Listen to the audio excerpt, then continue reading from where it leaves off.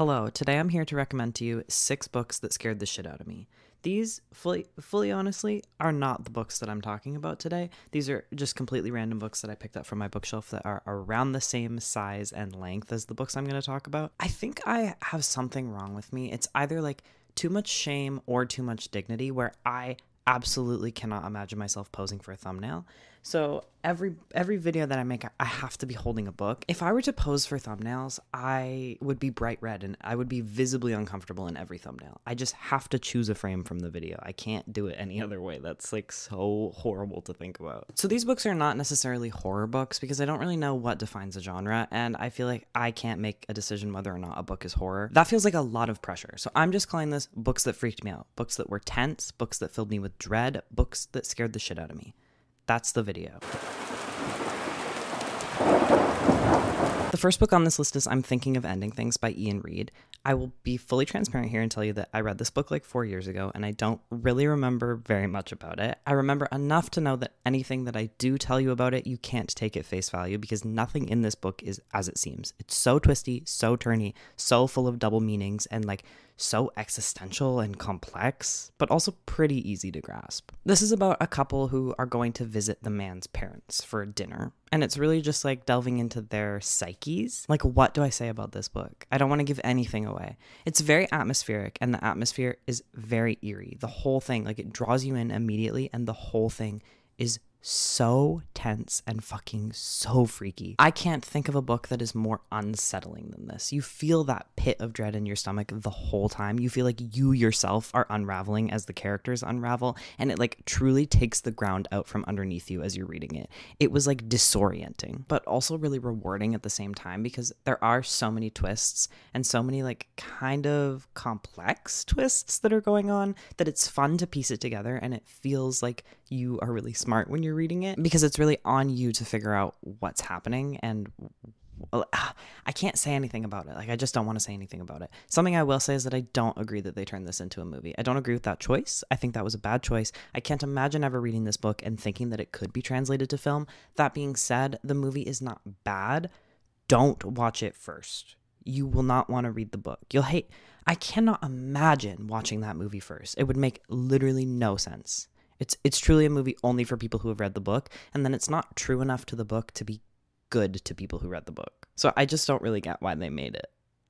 Like, what an odd choice. The next book is The Need by Helen Phillips. This is about a mother, and she's home alone with her 2 children while her husband's away on a business trip. She is like an archaeologist who is excavating this pit that keeps coming up with things that like are just a little bit off. Like, just like a little bit weird, a little bit creepy. It really sets the tone. There's like a Coke bottle with the wrong font. While she's home alone with her 2 kids, an intruder breaks into her house. This happens like almost immediately into the book. It's on the back cover. Not a spoiler at all. I'm gonna stay away from spoilers in this video because these are like scary books. Like, you want to know very little going into them. But an intruder breaks into her house, and she is kind of like convincing herself that she's just making it up and that there's no one there. The first part with her and the intruder is so fucking tense. My heart was pounding. Like, I don't remember ever being that scared reading a book. It was frightening. It's just so real, and it's so suspenseful, and you are also convincing yourself that there's no one there, and then there is someone there, and that someone knows like way too much about her, and there's like this crazy sci-fi twist that is just like beyond my comprehension. The ending of this did go a little bit over my head, I think. But overall, this was like super imaginative and definitely very haunting. It deals with like motherhood and the interplay between motherhood and identity and like the exhaustion and the never-ending needs of children. I think the strongest part of this book is that she does a really fantastic job at writing the children's dialogue. I find books often, I've spent a lot of time with kids in my life, and I find that books often just don't get kids right when they're writing how they talk. Like, they just don't understand how kids make sense of the world and how kids like approach language. This book was perfect, and it almost made it funny at times, even when it's really suspenseful. It kind of breaks the suspense a little bit because when there's the intruder, the kids don't know what's going on, and they're just being kids and acting like kids and talking like kids, and like they really truly do talk like children. I thought it was like the best children's dialogue I've ever read. Next up is Ghost Wall by Sarah Moss. I've already praised this book on this channel, but you can't get me to stop talking about it. I love this fucking book. This is about a young teenage girl, and she goes on a trip with her parents and a group of anthropology students and their professor into the woods so they can reenact how Iron Age Britons would have lived thousands of years ago. They're wearing smocks made of animal hide. They're collecting and catching their own food, cooking it over the fire. They're sleeping on straw mattresses. It's just kind of miserable. And her father is really at the center of all of this, and he is this abusive, controlling freak who is obsessed with history and obsessed with getting this reenactment to be as faithful and accurate as possible. And that's really where the tension is created, because he is so nitpicky and so controlling, and you know that any inaccuracy he is going to enact consequences for, and they are violent. And that dread is coupled with this huge feeling of injustice, because this dad is obsessed with history, because he is obsessed with the power that he thinks he would have had thousands of years ago, particularly the power he thinks he should have over women.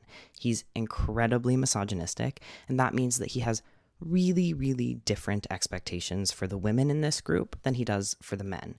And it's so frustrating what he wants from them. And it's also really frustrating because he really oversteps his boundaries with this class, because he just really wants this to be as accurate to history as possible. And you're like, you're literally just some guy.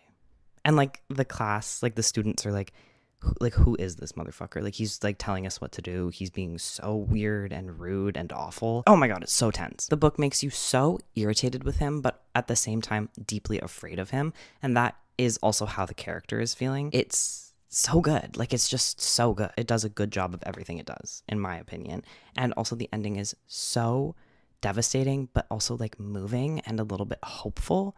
I just enjoyed it throughout. I couldn't put it down. Next on my list is Natural Beauty by Ling Huang. This is about a woman who is a piano player, like a prodigy, and she quits piano when family emergency happens. I'm not going to give spoilers, and it's so difficult. I'm sorry. She quits piano and she goes to work at this like very high-end holistic like wellness and beauty store. The business is very cult-like, and it's known for its kind of like strange and wacky procedures and treatments that people pay a lot of money for. And these treatments are forced onto the employees, which at first she sees as a blessing because they are very expensive, not something that she would be able to afford on her own. But after a while, she realizes like the reality of what the treatments are made of and what they're doing to her body. The narrator is super like three-dimensional, and she's really complex. I loved the contrast between like her biting inner monologue and then the very kind of gentle and placid way that she interacts with the world like on the outside, because that's the box that she's been forced into and kind of just how she has to behave. It's commentary on like consumerism, the beauty and wellness industry, race and identity, and class, and it does a very good job handling all those topics. It's just really wordy. I just want to warn you that it's a very wordy book. It goes into incredibly long descriptions, which is not my personal taste. It definitely creates an atmosphere very well by doing that. It's just like, it sometimes drags on.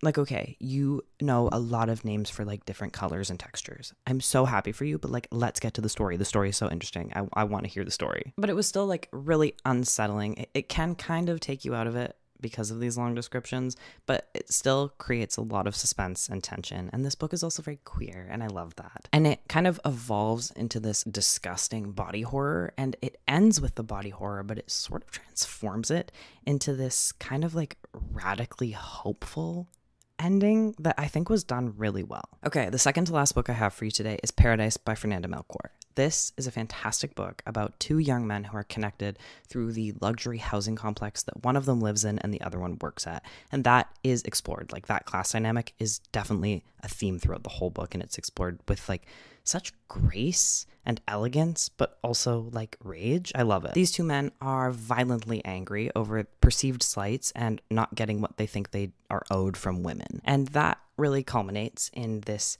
very violent ending that they spend the book planning. Their worldviews are so violent and frustrating and uncomfortable to read, and it is expressed in this extremely violent language that is a little bit over the top, but I think it does serve a purpose. The book is like sickening and disturbing and horrible. It's definitely a page turner, and it's really short. Another book that is very hard to put down. And I think that the structure in this is just fantastic. Fernanda Melchor, I've learned, I'm reading Hurricane Season right now.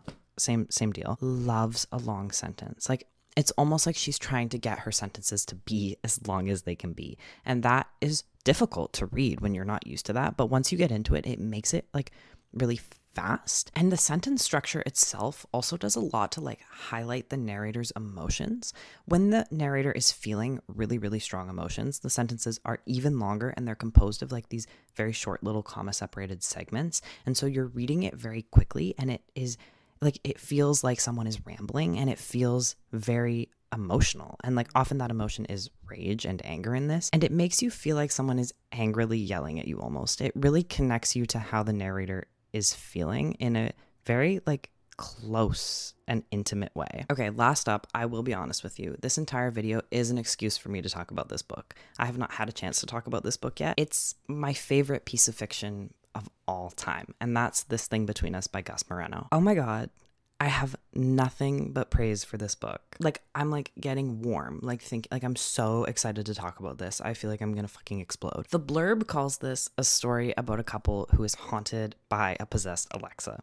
And it is that, but it is so much more than that. It's written as sort of like a letter. It's addressed to a you, and the you is the narrator's wife who has died very unexpectedly and tragically in a horrible accident. And he is so racked with grief and guilt and bitterness and anger towards the world that he moves out of Chicago and he escapes to like a cabin in the middle of the woods. But obviously he can't escape his grief and his guilt and his anger, and he also can't escape the thing that is haunting him. This was captivating. There are so many twists and turns. The plot is so fast. It's genuinely, I didn't put it down. I could not put this book down. I was like in the kitchen trying to cook food, burning my food while I'm reading this book. And I was like reacting out loud reading it. There is this one line that is not going to mean anything to you until you read it. And I actually cannot get it out of my head. I read this in November of last year. I have not been able to stop thinking about this. It gives me shivers. Like, the line is, "It was you, man." Please read the book and tell me how you react when you get there. Like, it's so good. It turns into this almost like cosmic horror at the end. It is so, I just want to spend forever talking about this, but I can't think of things to say about it because all I can say is that it's so good. It's so fucking good. It's so fucking good. I love this book. I finished this book and I'm like looking the author up on Instagram. I never do that. This is such a perfect portrait of grief. I love the interplay of grief and horror. They just lend so well to each other, and he does it perfectly in this book. I love this book. Absolutely gutting. Absolutely devastating. If you read this, you have to savor it. Like, you are going to be left wanting more. I just want to get at least one person to read This Thing Between Us because I fucking love that book.